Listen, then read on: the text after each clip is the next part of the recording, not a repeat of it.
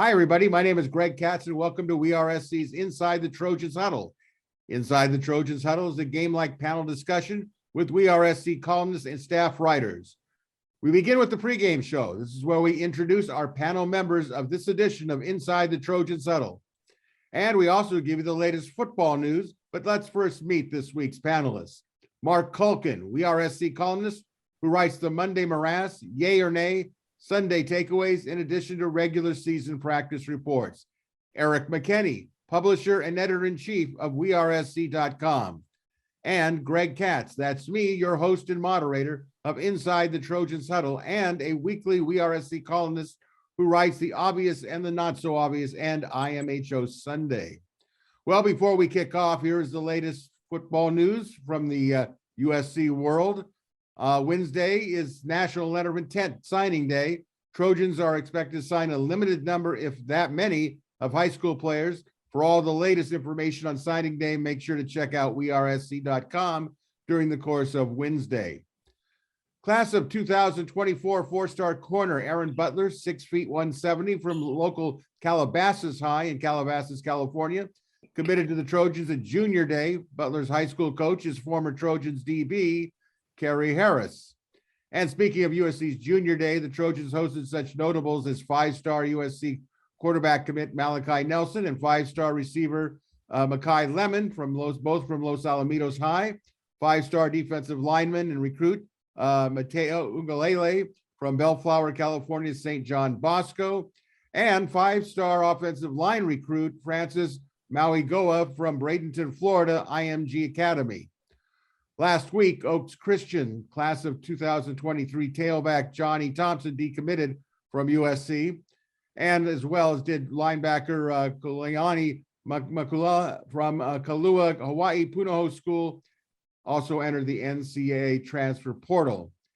And finally, as expected, former Trojans quarterback Jackson Dart and tight end Michael Trigg rolled at the University of Mississippi for the spring semester. Still no word on whether Oklahoma quarterback Caleb Williams is enrolled for USC spring semester. Friends, WeRSC's Inside the Trojan Huddle greatly appreciates your viewership, and we appreciate and encourage you by clicking the red subscriber button. It'll help us out, and also a like button will be appreciated. It's all free. All right, here we go. First quarter, the kickoff. Panel former USC quarterback Jackson Dart, as we mentioned, has enrolled at Mississippi. The Friday enrollment date for the spring semester has passed. USC is starting into its fourth week of the spring semester, and USC team workouts are now well underway. Some are starting to concentrate on Wednesday signing day for Caleb Williams. The Caleb Williams mystery of what is he going to do? What will happen? Let's find out and ask our panelists. Okay, Eric and Mark, what will happen on Wednesday? And if Caleb doesn't sign or it's released that he has signed, what the heck is going on and what does it all mean? So, Mark, you're usually our leadoff batter, so we know you wrote about this a little bit on Monday. Tell us your thoughts. Actually, I was going to defer to Eric for the first half, but I'll take the ball if you really want me to. You're the man. Well, it shows that if you take the ball in overtime, you're probably going to win. So, on that note, I think you kind of hinted at it, Greg. We're probably at the point now that because, we've got National Signing Day coming up on Wednesday, I think that's the day to point to, finally, for Caleb Williams and his entourage, his camp, his group of NIL and whomever, to say, hey, I'm a Trojan, and let's get to work. It is what it is at this point. We've gone over this so much, myself included. I don't know if there's really that much more to say. If he's not announced by Wednesday morning, 10:30, which Lincoln Riley is expected to talk about the new additions to the USC's football roster, I think you might see the pitchforks come out. But I have this feeling that by 10:30 a.m. Wednesday, everything will be smoothed out. Eric, hopefully if I fumble the ball, pick it up and run with it. All right, Eric, he just tossed it to you. What's happening? I'm not going to go and try to corral Caleb Williams into any kind of deadline or timeline for the decision at this point. When he announced that he was going into the transfer portal, the thought absolutely was he's going to end up at USC. When he took the USC visit, the thought was, okay, he's going to end up at USC. When talk came about UCLA and LSU and Georgia and Wisconsin, the thought here at least was, okay, he's going to end up at USC. That is still the thought. He's going to end up at USC. It makes sense if Lincoln Riley is going to address the media for his signing day press conference on Wednesday morning. You want to be able to talk about something. And right now, it does not look like he's going to be able to talk about a whole lot more, talking about just the 2022 high school JUCO signing class that he did back in December. So yes, it would make sense if that's going to be and here's Caleb Williams and all that. Would I be surprised at this point if Caleb Williams decided I need more time and I'm not going to go on that? No, I'm not going to be surprised on anything in terms of a timeline for him right now. But like Mark said, that makes a lot of sense. And certainly the feeling here at least still is it's going to happen when it happens. I think ultimately the end result is he's a quarterback at USC in the, I don't know what we're going to define as not too distant future, but that's kind of where I land with him right now. Well, it's amazing that we can kind of chortle about it and laugh about it. I've certainly written more than I want to write about it, but it's like it just won't go away. And I think that this lead up, and I think both of you said it perfectly, the recruiting visit, is he coming? I've had enough of it. I'll be honest with you. I'm putting on my coaching hat. I go at this point, you know what? You got teammates out there.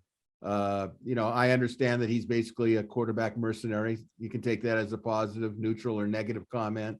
If he comes and he plays, I'll be rooting hard for him. Hope he leads them to the promised land. But enough is enough, in my opinion. I've seen video of him when he did a video with Sports Illustrated when he was signing out of Gonzaga High School to go to Oklahoma. He's an articulate. He's intelligent. He does not come over as what he's making with. It's actually he's being made to look by these actions as somewhat of a negative perception. I don't think he's a negative perception. I think the way it's been handled is negative because at some point you have to say, you're with us or you're not. I'm looking at players who are already at SC going, wow, what's he doing? But here's the bigger picture to me as a coach. So he comes to SC and then something else comes up and you don't want the players to think he's getting preferential treatment or he's really just with this, Tom Brady was great. He's able to go to a different team and rally everyone around him. And maybe Caleb can do that. I hope he can. But I think we've taken this far enough. And I'm with both of you guys. If I don't see something on Wednesday, we have all been alerted in the media, 10:30 news conference. Some of you will be seeing this video or podcast probably on Thursday or Friday. I understand that, but we have a deadline too. But if he doesn't mention it, it's going to be like, okay, I think we've seen enough. How does anyone that goes to college go into their fourth week and make up that? I mean, you'd have to be, I know I couldn't do it. Maybe he can, but that's a real challenge to happen. So let's all hope for the best, or should I say, let's just hope it gets over and done with on Wednesday, which really takes us to our second quarter question. With Trojan quarterback Jackson Dart enrolled at Mississippi and still no word as we've just gone through the first quarter with Caleb Williams, we have to turn our attention now to who's there. Can Miller Moss be an effective quarterback for the Trojans in 2022 if he's the man? And what is the backup plan at quarterback if Caleb doesn't work out and it's just Miller Moss? Eric, go ahead and lead us off with this one. What do you think? The first answer, yes. Miller Moss can be an effective quarterback at USC in this system. Yes. Lincoln Riley did not come to USC, and this is with all due respect to Miller Moss, did not come to USC to have an effective quarterback that will work. He came to USC to coach quarterbacks like Caleb Williams. You're talking number one overall recruits in the country. And so that is where I think the importance of a Caleb Williams comes in, not to mention just when you make a guy your clear-cut number one target, you got to go get him, or else it's seen as kind of a failure. And we've certainly hit on that. But no, Miller Moss, I think he can run this offense. I think he's a smart quarterback. I think he has the physical tools to be able to do it. I think USC would be just fine with him at quarterback. I don't know if they would be as good as they could be, again, if Lincoln Riley is able to get his kind of number one target coming in. As far as kind of the backup plan, if it is Miller Moss, it won't be. It won't be. It will never just be Miller Moss and Mo Hassan. If something does happen to Caleb Williams, ends up somewhere else, every quarterback out there is a potential starter for USC or backup for USC. Lincoln Riley is going to be able to go into the portal and go get somebody. JT Daniels is a guy who's been discussed. At this point, if USC fans have learned anything from the fact that USC could go out and get Lincoln Riley, Bryce Young is out there. It makes no sense for Bryce Young to come back to leave Alabama. None at all. It also made no real sense for Lincoln Riley to leave Oklahoma. Now, Bryce Young, and I'm not saying that there has been talk about this, or I'm not trying to put anything on Bryce Young. He and his family were great to cover when they were committed to USC, and I certainly don't want to heap anything on them. But I had said it, as we went along, talking about the coaching hot board and all that stuff. I had kept Lincoln Riley in there because if you're USC and you want to play with the big boys, those are the types of calls you need to make. USC did that. Lincoln Riley comes over. He's not going to be okay. Well, I missed on Caleb Williams. Oh, well, here we go. No, that he's going to swing big and he's going to go after guys. For me, again, it doesn't make sense why Bryce Young would leave Alabama, which is why I would put him right at the top of the list of the guy that I would go out and go after. So again, I think Miller Moss can play. Absolutely. Again, I think that Lincoln Riley, if he does not go and hit on Caleb Williams, there'll be somebody else. All right, so we turn our attention to Mark Culkin. Is there somebody else? And how do you see this whole thing with Miller Moss shaking out? Your evaluation, please. Yeah, Eric, I don't know where you got that far-fetched idea that Bryce Young would even be a consideration in today's era of portal transfers. I mean, it's not like anybody wrote about that recently, but hey, you know what? I applaud you for even coming up with that idea, because I agree with you. It would not surprise me in the least. But back to Miller. Yeah, of course he's capable. I think he's more than capable. Miller's had a chance now to, for as short a time of it it's been, this has been his team for a better part of a month now. So whatever's going on behind the scenes with Caleb Williams, Miller's not stupid. I mean, his offer list was long. It ranged from Nick Saban to Harvard University. So when you're playing with that type of a field of people want me, you're pretty good. So yeah, he's more than capable. Mo Hassan, Eric brought him up finally, because nobody else mentions his name. This is a guy who's been working through some rehab. Is he going to start? No, but he's a guy who, if they miss on Caleb, you've got somebody who can back up Miller, but you got to still find another quarterback. And I don't know if this. Well, Eric, remind me of the name who just committed, the quarterback from Colorado. Oh, a walk-on, 2022. Yes, preferred walk-on, right. So we've actually got 3 quarterbacks in the stable now, potentially a 4th with Caleb Williams. But I think Eric said it best, so I won't go on too much. Lincoln Riley isn't here to just deal with a very good quarterback. He only wants to play with the best. Miller has a chance to prove that he's part of the best. but he's going to have an uphill challenge because, if we're just keeping it real, Lincoln Riley was one of those people who didn't recruit Miller Moss. Lincoln Riley did recruit Caleb Williams. So, and I think too, Mark, just jumping in too, there's a perception of Miller Moss it's not about Miller Moss. His name could be anything. It's the guy that Lincoln Riley inherited coming into USC and not being able to put his stamp on the position that is most important to him, the one that he coaches, the one that the offense he coordinates. And so I think that is it too. Miller Moss, we're not talking about kind of an individual. It's more of a representation of somebody that Lincoln Riley inherits from this program. And again, him wanting to kind of really put his stamp on an important position. Yeah, this is zero knock on Miller. It's kind of just one of those unfortunate circumstance type of things. He's collateral damage, so to speak. But he has a chance, to make Lincoln's job really difficult. And that's the best thing he can do right now. Well, I tell you what, I like Miller Moss. I can understand why he wasn't recruited strongly by Oklahoma, but he was known by Oklahoma. They know that he didn't fit maybe what they perceived as that style, that Baker Mayfield, that Kyler Murray, scrambling guy who can make something happen by improvisation. The truth is maybe Miller Moss has never been either allowed to by system or been taught how to do it. There comes a point where, the credentials of,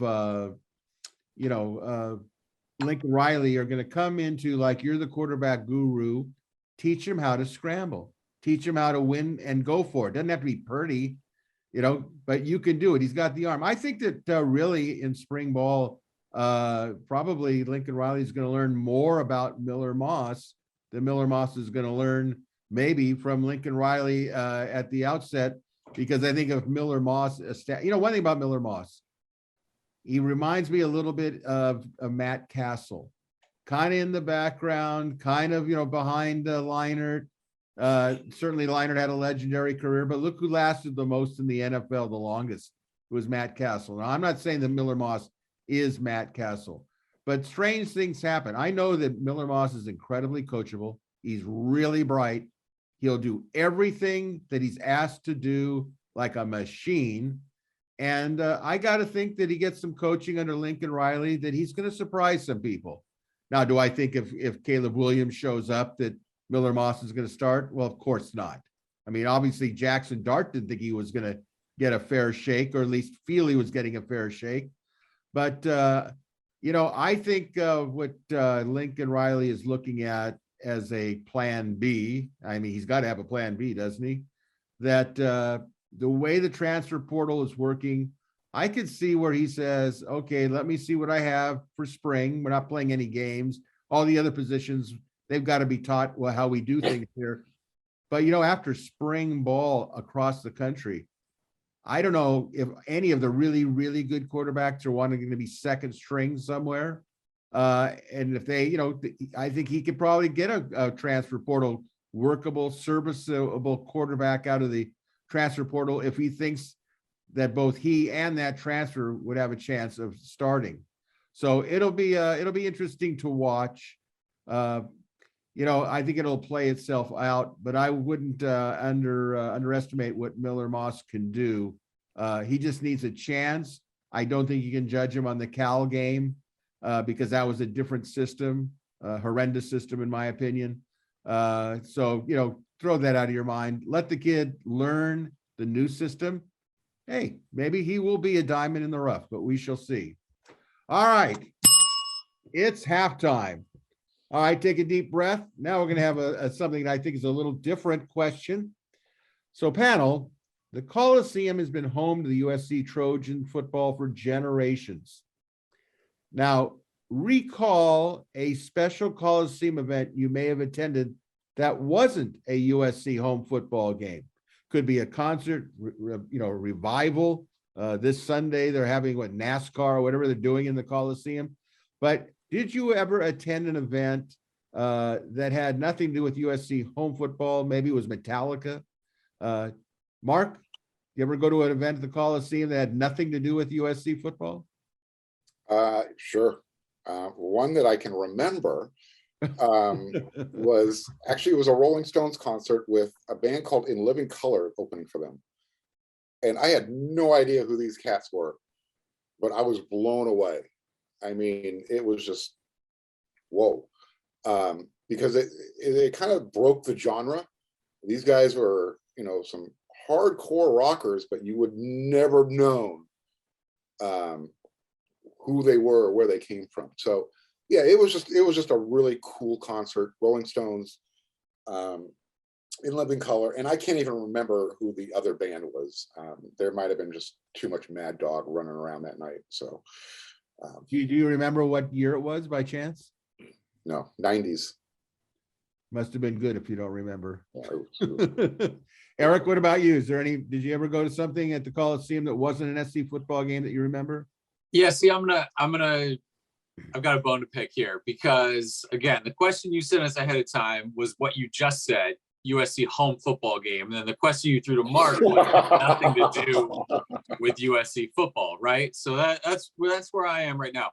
But luckily for you, the other issue I have is that Mark, Greg always has these things like this. And he lets us kind of talk for a little bit. And then he pulls out like, oh, I was at a Beatles concert by myself, right? Like he always has something. He gets to pick these questions. He's setting us up, right? He's always got some answer that just blows ours out of the water in his pocket. Anyway, so I've got three things, and again, I'm going with not a USC home football game. Okay. So I went, Manchester United, the soccer team was doing like a US tour. I went to a game there. They played a club team from Mexico. I went with my dad and my brother, and that was different kind of football, but kind of just electric atmosphere. And that was kind of a really fun thing to be at. The other two do have to do with USC football, but not home games. The second one was the first time that I got to walk down the tunnel covering a practice. And that's something. If growing up a technicality, that's a technicality. A practice, does that really count as an event outside of SC football? It's not a game. It's a Coliseum. Yeah, sure. It's an event at the Coliseum. Kenny, you're stretching it now. I had such a high level of confidence. Continue. This is why I went with three. I knew you. I have a feeling Eric's building up to a crescendo here. Let's hope so. It's starting to manifest itself. Yeah. So again, I wanted to share that it's a special thing walking through that tunnel for the first time. For those of you who have done it, those of you who have not done it.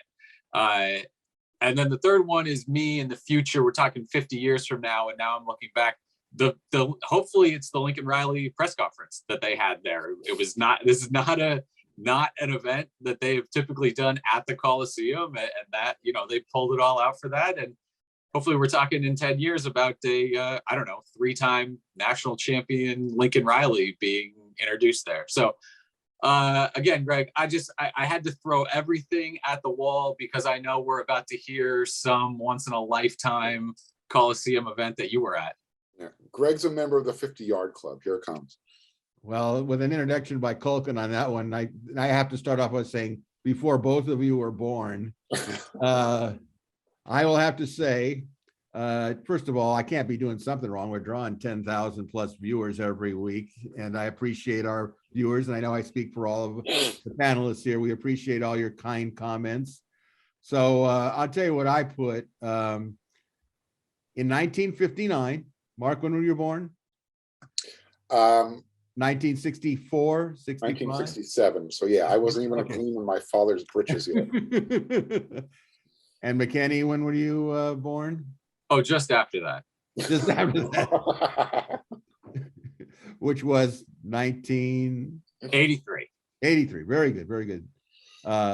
I wish think I it'd actually, be at this fun. point in my life, wish I was born the years you guys were Eric, born. you are a star right now, dude. Well, I'm an old star. That's the No, problem. Eric, wear this with a badge of honor. Absolutely, No, absolutely. because I want to have been at whatever Greg's about to talk about. Well, actually, you probably do, knowing you. I mean, you're a baseball fan, and soccer, I know, meant a lot to you. Didn't you play soccer? I think you told me you played soccer in high school, or no? Yeah, and baseball. Okay. For those in the San Diego area that listen to us, your high school, Eric? Valhalla High School. Okay. Yeah. Now everyone's standing up in that area going, he's one of ours. Yeah. All right. So here's mine. In 1959, I went to my first Major League Baseball game. I saw the Dodgers play the Yankees on Roy Campanella night.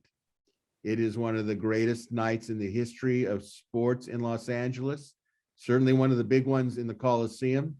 I remember going with my father and my Uncle Eddie, and we sat behind the left field screen. And this was all to raise money and help Roy Campanella, who of course was paralyzed in an car accident before the Dodgers came to Los Angeles. And I remember everybody being told to light a match, they're going to turn off all the lights. And you can see this, Google search it. It's in all baseball books of all the lights in the Coliseum. And they wheeled Campy out from the press box, was actually located above the tunnel where the players come out.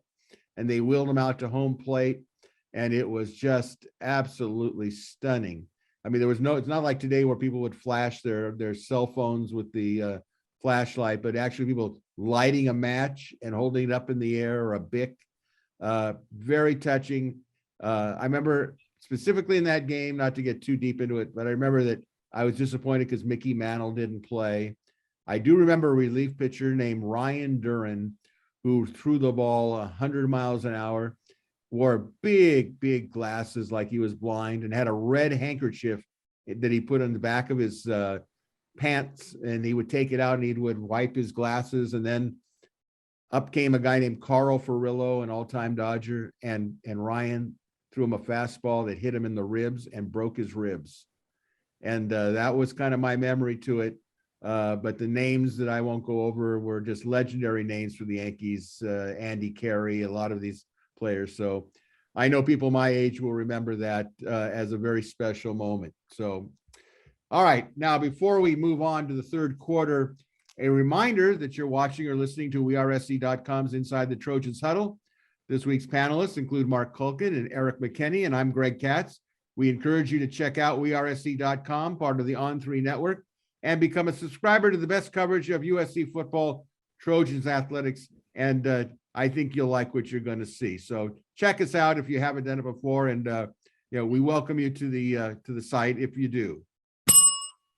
All right, here we go. Third quarter. This Wednesday is National Letter of Intent Day. It's not expected to the day is going to bring a great number of signees or any signees at all.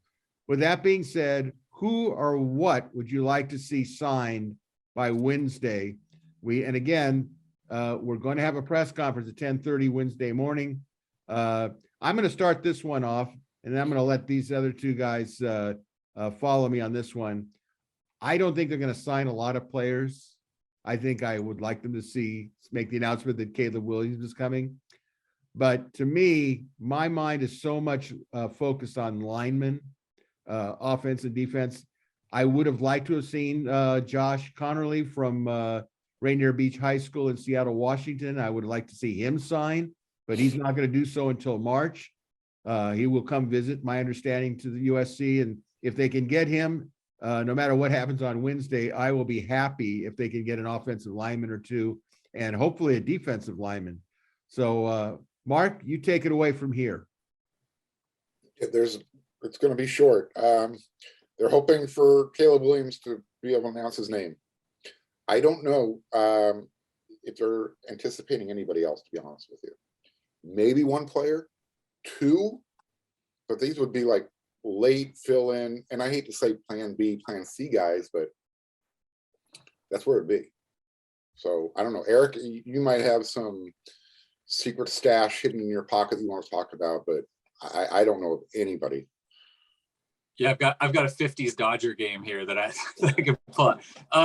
So no, Jaleel Florence, a cornerback from San Diego, he committed to Oregon on Monday. USC was kind of in the running for him, but a former Oregon commit who ends up back at Oregon. Not a ton of surprise. Dave Yulee is an offensive lineman up from Washington, and USC was going to host him on an official visit in the last weekend of January. That fell through and didn't happen. So again, not really in the running there. Connerly is the guy, and he said early on that he was going to take this thing all the way to March after this February dead period so that he could take all of his official visits. USC, sure, firmly in the mix with him, and now kind of the ability for the new staff to keep that up and keep conversations going there. He would be a big get, absolutely a big get, and one of those things where just because it doesn't happen on signing day doesn't lessen the impact if it does happen down the road. But no, at this point, Lincoln Riley had said, maybe 35 roster spots changing hands. Feels like they're kind of at the cap in terms of high school guys coming in. Caleb Williams obviously being kind of the big transfer portal guy on the radar right now. And then you figure if he does come in, maybe that sparks a few other guys coming in. But the thought at this point would be there's rides, there's initial counters left for more transfer portal guys, March, April, May, into the summer and that sort of thing. I think is where you're going to get maybe 100% of your additional players coming into USC this year. Well, I have to say, excuse me for that interruption of my phone going off, but I kept it on in case there was a report for Caleb Williams. And I don't know about you guys, but I have a lot of USC friends who want to know who's signing on Wednesday and what's the deal with Caleb Williams. So I apologize for that brief, but I hope you did enjoy the Fight On song. It gives a little background music. So we'll see about that. All right. Well, now we're going to move on to the fourth quarter. And here we go. I hope it's going to show up here. The symbolic lighting of the Coliseum make-believe torch. Oh, isn't it? It's beautiful, isn't it? For those of you that haven't seen up close, there you go. Isn't that something else? It's a beautiful sight, isn't it? All right. Hum, if you will, the William Tell Overture. And we're going to move on here. So, it won't blow out. What's wrong with this? There we go. All right. So here's the topic here, keeping on the recruiting vein. In your lifetime of following USC recruiting, who is the greatest recruit the Trojans have signed? It could be out of high school, junior college. I'll even allow the transfer portal if you'd like. And who is the greatest recruit that the Trojans have ever lost? So, Eric, who is the best recruit in your lifetime that you've seen SC get? And who's the greatest one that they lost? It feels like another one where I'm going to give an answer and then you're going to be like, no, that's not what I meant. No, I'm not going to do that because I'm a wonderful human being, a respected coach, and I don't that what lack of credibility I might have. So I'm going to say the best recruit, not who turned out to be the best player, but as a high school prospect, and that when USC got Joe McKnight, that felt huge at the time, just in terms of everything around it, having to go into Louisiana, having to get him away from LSU. His high school tape was unbelievable. That one was big and felt like at the time that's going to keep this going. That's going to inject kind of another shot into what USC was in that 2003, 4, 5 era. So for me, it's him.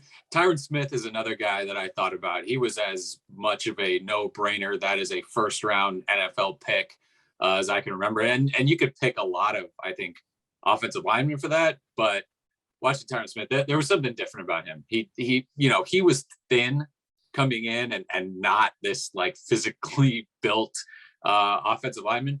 But the way he carried himself, the way he played on the field, those arms when you saw him, he was, for me, the most easily projectable offensive lineman that I've seen USC sign in terms of, yeah, this guy's going to be a star.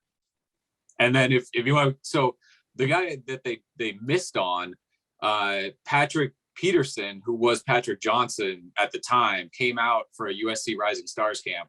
And this was a Pete Carroll USC Rising Stars camp where it was rising stars. There were guys there, and Patrick Peterson made it seem like he was the only high school kid in attendance and everyone else was Pop Warner. I mean, it was unbelievable to see what he did. And so did USC have a great shot at him? Did they lose him? No. But in terms of a guy that showed USC enough interest to get out there, I remember that performance and thinking at the time that kid is going to be unbelievable. Now, let me ask you something, Eric. For those that don't follow recruiting as strongly as you do, where did he end up signing with? LSU, one of the great, LSU defensive backs that ran through in that whole thing. So again, a couple LSU USC, I guess, battles for me in that. The reason I asked that is when you said Peterson, the first thing that came to my mind was Adrian Peterson, who I saw on his recruiting visit, and I saw him on the Trojan Walk. That guy was a man. Mm-hmm. That guy was a stud. So that was interesting. Mark, best and worst. Yeah, best. I think it's gonna be hard to argue. Eric, you brought up a really good candidate, but I'm gonna stick with the narrative here and talk about the Heisman. So Reggie Bush, I think, has to be considered the best. But let's just quickly move to the one they missed on, and that's Bryce Young. I don't think people really understand how close USC came to actually keeping Bryce Young. Scott has told the story that he actually had USC's letter of intent in his back pocket, ready to sign and fax in back in those days. Obviously didn't happen, but think about that. USC had the best recruit turn into a Heisman winner, and they almost had the best recruit who turned into a Heisman winner somewhere else, who probably should have been a USC Trojan. So, yeah, there's a long list out there, but those are just the first two names that was popping in my head.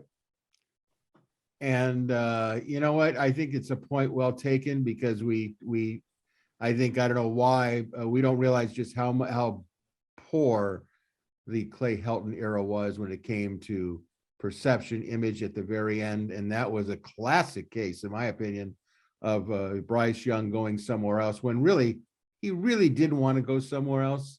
And we're seeing this whole scenario play out with Lincoln Riley, finding reasons to say, I wanted to come to SC, and now I do want to come to SC, and I can go to SC, as opposed to, I just can't go there.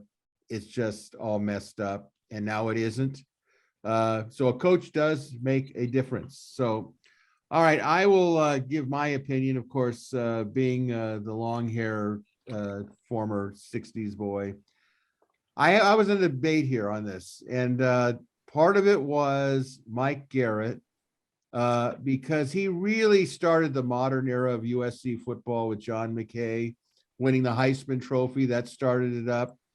But I am going to go, honestly, that I thought really, really put them on the map, not just Heisman, but you can say what you want in his adult life, and you're probably right, but I'm going to go with it, that junior college transfer from San Francisco City, Orenthal James Simpson. I thought O.J. Simpson left a mark when he played and when he was in good standings with people, as, to me, the best recruit SC ever had, because of what he was able to do, both on and off the field, in the good days, the good times. So it was Simpson for me on that note. Of course, Heisman Trophy winner in '68.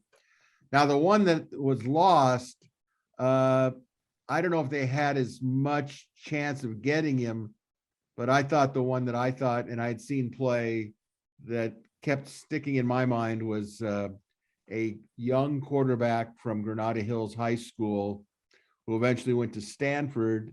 The name John Elway you might remember. I'm sure John Robinson remembers him. during that, horrendous tie that they had in the late 70s.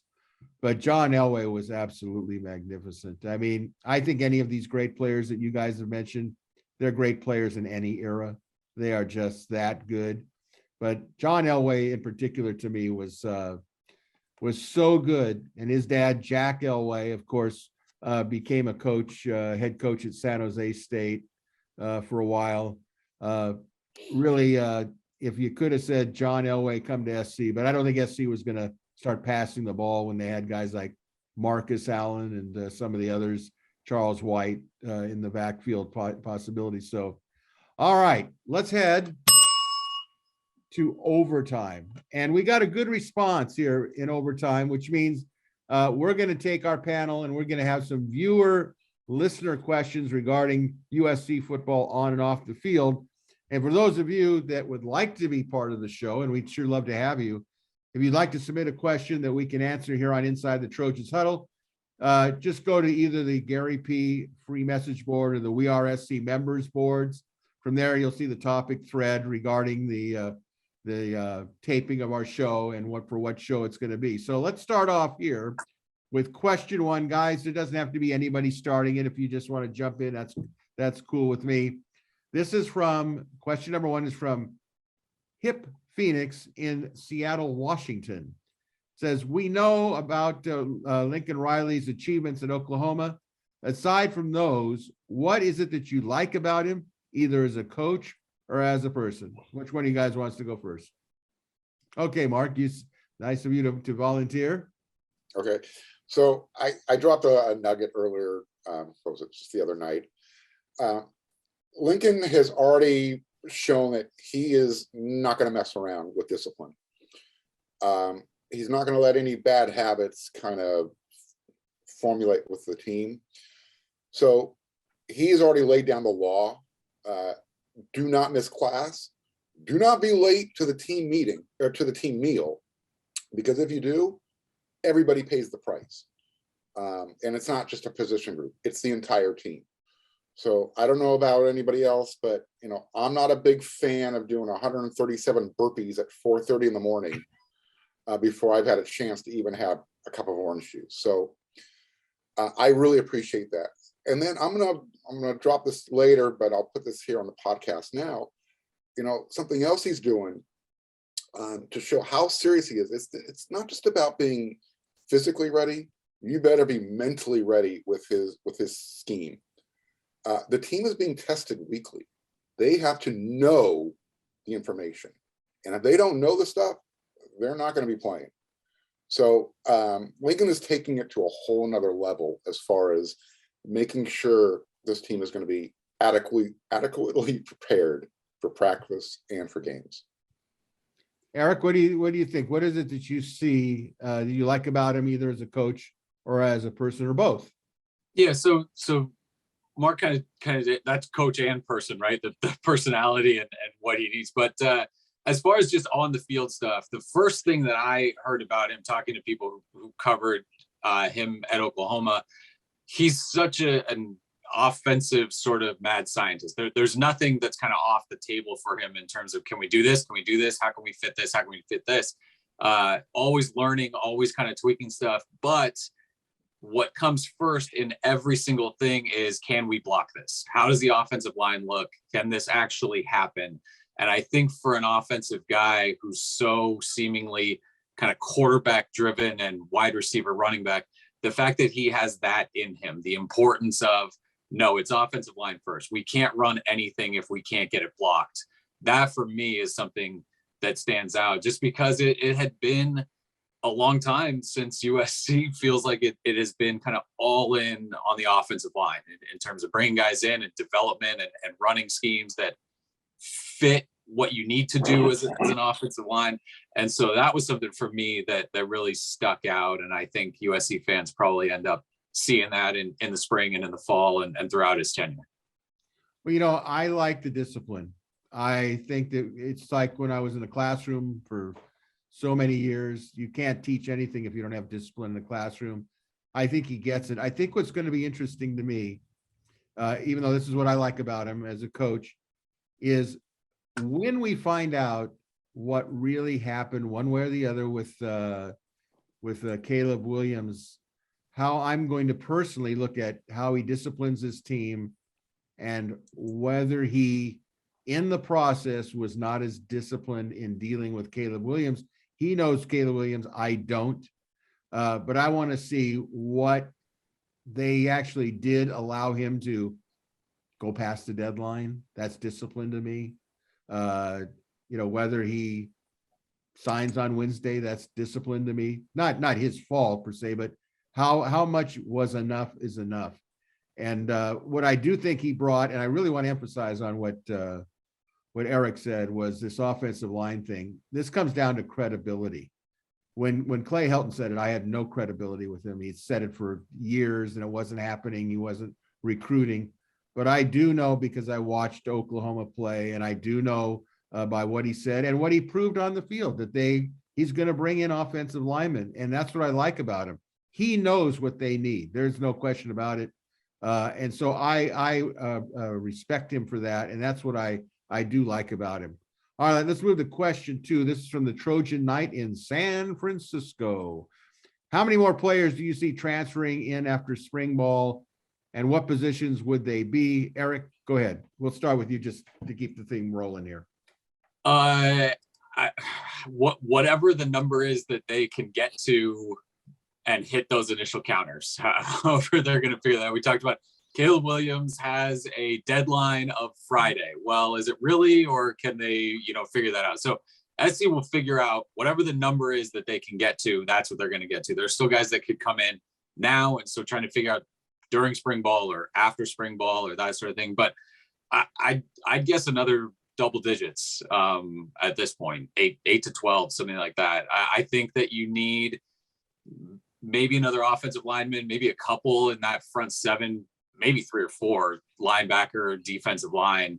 I think that potentially becomes a big area. If Caleb Williams is in, then you've got your quarterback, the 2 running backs, the 3 wide receivers, the corners there. So I think that still that middle of the field. There are 2 defensive line additions so far, but not the sort of splashy big name that maybe USC would like to have. So I'm still looking at the big guys and that front 7 on defense. Mark, how many more players do you see transferring in after spring ball, and what positions do you think they'll be? Yeah, I don't think the number is going to be quite as big in the double digit that maybe Eric's leaning towards. I think it's going to be somewhere in the 5 to 7 range, maybe slightly less. So, but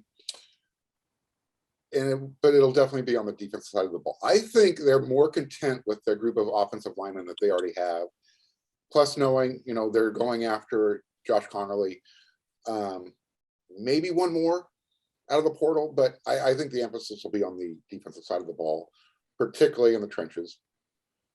They've already started to address their linebacker needs earlier. So I think spring ball is really the tryout. Who can survive the change in coaching philosophy? Because it's going from the Clay Helton era to a much different Lincoln Riley era. And from these early reports that we've been getting, it isn't fun right now. These guys are coming off those workouts, and they're like, man, I got to do this again tomorrow. Well, it's going to be weed and seed, because those that don't want to put up with it will leave. It's just that simple. They'll just say, okay, this isn't for me. I don't want to go in the Marine Corps. I'd rather be in a different member of the service. I tell you what I think. I think you're going to see more quality of transfers after spring ball. I think after the season, players who are just malingerers or just, didn't really add anything, say, I'm out of here. They probably said, I'm out of here in October. So they're going to go. I don't think that they're basically there are the upper level that will be quality, but not as much. I think after spring ball across the country, you're going to have a lot of quality players who are going to say, I should have been given that starting position, whether it's an offensive tackle, defensive lineman.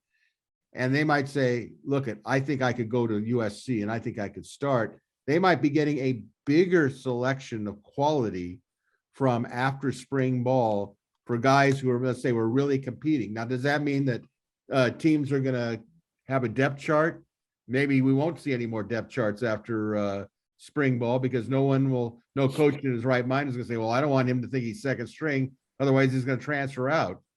But the players will know, because in their position group, they'll know who's it's spring games and things. So I think they will bring in players. I think there'll be quality players, maybe more quality than what we've already seen, which isn't bad at all. And I think it'll be on the defensive end of the ball. I agree with Mark on that one. I think that I think they're on their way with linebackers, but they still got a ways to go. And I think with the defensive line especially, I think they'll really have an eye out for maybe 2 or 3 guys if they could do it, if there's quality. Remember, he did say, I just don't want to fill my roster up with players for the sake of having players. I want quality players. I don't think he'll go back on his word. If he doesn't see somebody who can take them to the promised land, whatever the promised land is in the first year, he's not going to do it. All right, question 3 from an interesting one from Trojan fan in Bama in Southside, Alabama. Can you see any position changes on the team, like Kyle Ford from wide receiver to H-back, Chris Thompson from safety to linebacker? What do you think, Eric? I think those are 2 interesting ones. I think the positions are right in that question. Lincoln Riley has always done really well with an H-back in that offense, and typically it hasn't looked like a tight end just kind of lining up. He's got kind of the big, thick fullback body that he can use back there.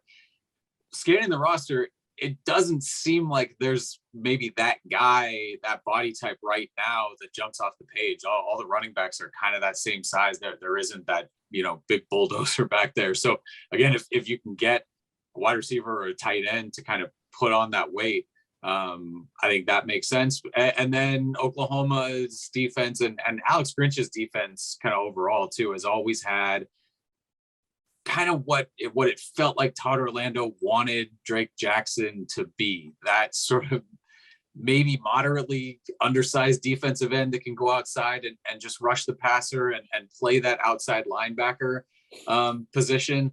Again, another spot where there doesn't seem to be anyone that jumps off the page. If you're trying to do the same thing to Corey Foreman that you just tried to do to Drake Jackson, I don't know where that would land for anybody. Don't give Mark a stroke. I thought he was. I know, and that's what I mean. That kind of thing doesn't feel like it's going to play at all or work. So again, trying to find that guy, that sort of rushing outside linebacker there.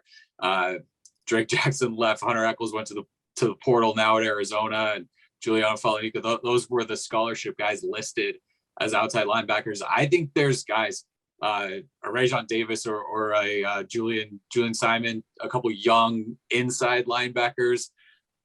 Rajon Davis can get after the quarterback if you turn him loose. He might be the guy that I would take a look at outside and let him pin his ears back. Guys that can get after the quarterback, they don't need to be prototypical NFL defensive ends. You can find guys, especially at the college level, that can go ahead and do that. So I think those are a couple spots definitely to look for.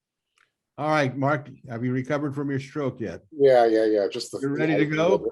Yeah, just the thought of taking Corey Foreman and making him a linebacker just scares the living bejesus out of me. So, and that's not a knock on Corey. The coaches don't do it. Don't waste his talent. But the other thing is, we got to stop making Don from Alabama the smartest guy in the room every week. So we love you, Don. You're a good friend. Here's an interesting one. What about moving Maximus Gibbs to H-back? He is moving back to the offense side of the ball. In fact, I got some good news that he's already shed about 40 pounds in the offseason. He's like close to 350 right now. So whatever, that's something to look at, go jumbo large. But yeah, I think you're going to see some position moves. I don't think it's going to be drastic. The idea of Kyle Ford lining up as H-back is interesting. But I definitely see Chris Thompson moving into that linebacker role, somebody who can get after the quarterback. I think back to those Pete Carroll years where he had those long, rangy outside linebackers, the Mike Morgans. Uchenna Nwosu, he wasn't big, but he can get after the quarterback, and he just made timely plays. So you don't have to be the prototypical guy, so to speak, if you know how to play your position. I always felt that the most intriguing thing to me in spring ball, and also when freshmen came in for fall practice, was just how players were going to be used at USC. I've never seen anybody do it any better than John McKay. I mean, he would take his tight ends and they'd become offensive tackles. He would take some, I know that in the early 70s, there was Roy Foster, who came in as a fullback from Shawnee Mission, Kansas, originally from Southern California. They didn't need him as a fullback. He was an offensive guard and became an All-American. So, and when I think of H-back, I can tell you that I think of somebody like Vic Rockshani, the famous Rockshani in motion. And Vic was tough. He was strong. I could have seen Eric Kromenhoek actually as an H-back in this system of Lincoln Riley. I don't know if Kyle Ford is physically built for that type of punishment. We might see somebody from the transfer portal come in with the specific idea of using him as an H-back. So H-back's got to be somebody that can be athletic, big, physical, can hook a defensive end. I always like seeing what happens with a guy like Chris Thompson, whether they'll move him from safety to linebacker. So I think that's going to be one of the intriguing storylines, just what position changes they'll have, because I think there will be some position changes. All right, question 4 from C1 LA fan in Fremont, California. Which USC game do you see College Game Day picking next year as we all talk about our shiny new weapons? Okay, Mark, this sounds like a perfect question. I saw shiny new weapons. I said, that's got to be a Mark question and answer right there. Yeah. Where is the celebrities going to show up? Yeah, I'm looking at their schedule right now as I peruse through this, and it's going to be the last home game of the season against Notre Dame, when JT Daniels is Notre Dame's starting quarterback going up against the Trojans. I'm not giving one of our audience a stroke. Look, I was having a conversation with somebody who kind of floats around in the quarterback realm, and that's something that's being discussed right now. Notre Dame has an opening for a starting quarterback with experience. So that's not as far-fetched as that sounds. So yeah, I'm looking at their schedule. Notre Dame, because everything before that it's not a glamorous schedule. I don't think Rice is going to pull game day here. It's not going to pull the fans first game of the year on Labor Day weekend when it's 100 degrees outside. So I'm going Notre Dame. All right. So he says Notre Dame. I'm going to go next, Eric, because I know you're just chomping at the bit to ask this question. I'm doing it because I know I'm going to usurp you. I say Notre Dame is the obvious. Pardon me for plugging my column, the obvious, not so obvious, but the not so obvious, which really to me is obvious, is USC and Utah. I think that's a game that to me just screams out Lincoln Riley, maybe undefeated USC, maybe against defending Pac-12 champion Utah. They don't often go to Salt Lake City. They'll get a great response from the Musts, the fan club of cheerleaders and fans. So I think that it's possible 2 could come. I expect Notre Dame, if SC is really doing well, and if Notre Dame is knocking on the door of college football playoffs. All right, Eric, disagree with me. No, those are the 2 games. I think those are the only 2 answers. The hopeful one is Notre Dame, because that means both those teams are nationally relevant on the last week of the regular season. Utah would be fun. October 15th has some big time national games. So that'll be kind of a tough week, I think, to make a decision on where to go. But yeah, Utah, after what they did in the Rose Bowl, I think is going to start to get more national credit this year. And that would be a potential site. Mark, you mentioned JT Daniels and said it's not as far-fetched as it sounds. Nothing is far-fetched anymore in college football. Nothing. There are no rules to where anybody can go or play or any of that at all. It all makes sense. I'm telling you, if you got an extra $50, go to Vegas. JT Daniels versus Bryce Young. There you go. There you go. It all makes sense. Doesn't it? Well, I'll tell you what. So there's two down there. I am going to say that it's going to be an interesting situation here.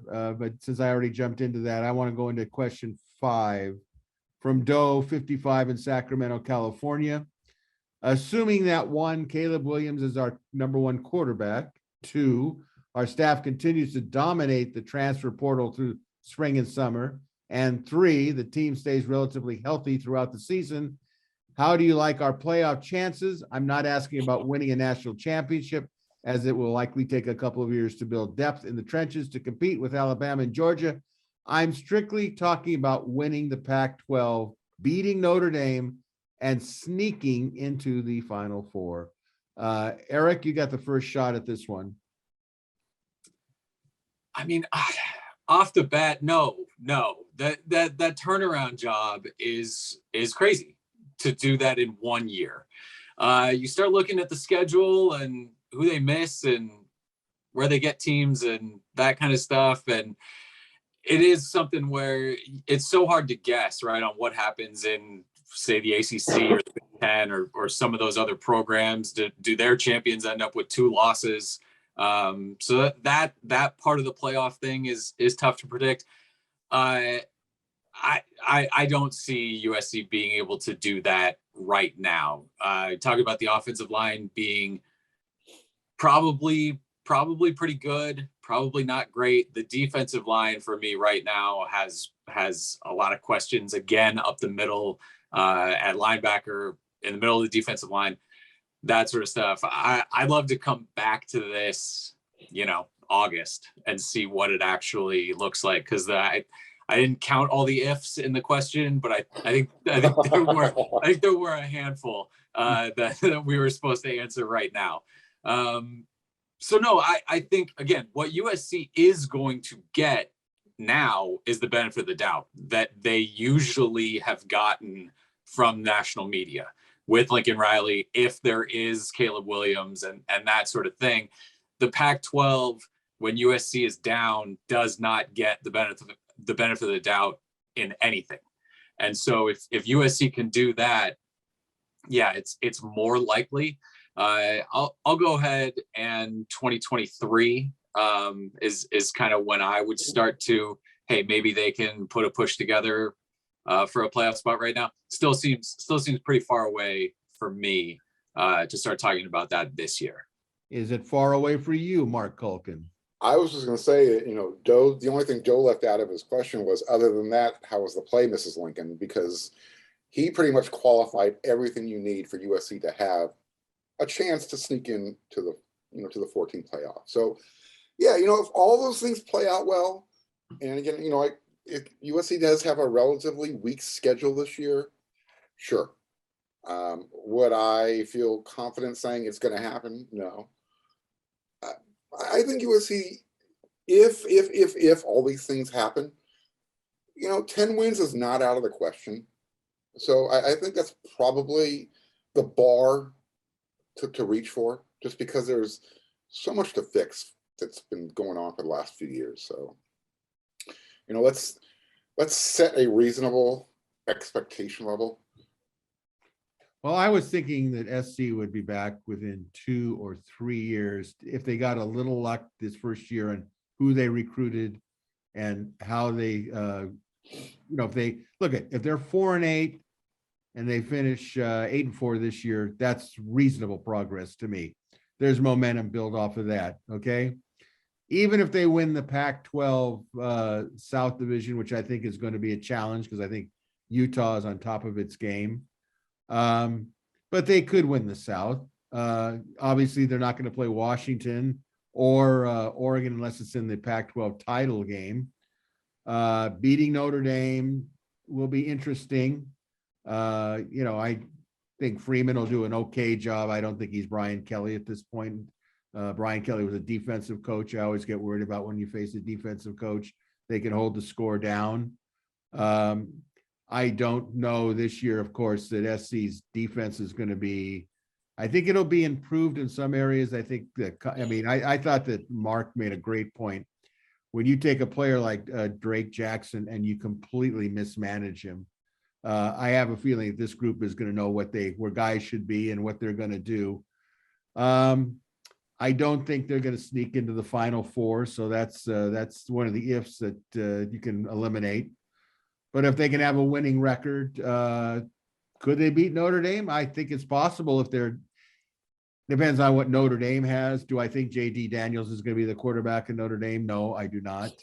But how odd would it be for him to run onto the field wearing his SC tattoo on his calf and they do a shot of him taking a snap with the SC logo? Could I see, the possibility of JT at SC? I think in this day and age, like you guys have said, anything is possible. Nothing would surprise me. But, these are all hopeful things. And I think what I get out of this last question is we have hope now. There is that hope that the best days are ahead of us. And I think that's a great sign and a great way to end today's video and podcast.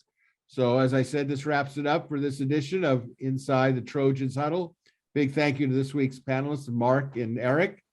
A big thank you to all of you for continuing to watch Inside the Trojans Huddle. The numbers are great. Hope we can present to you the type of show that you expect to listen to, whether you're watching it on your computer or you're doing your health regimen, listening to the podcast. It's all greatly appreciated. So until next Tuesday, fight on, everybody. And we're going to find out one way or another. The great Caleb Williams mystery continues. Fight on, everybody.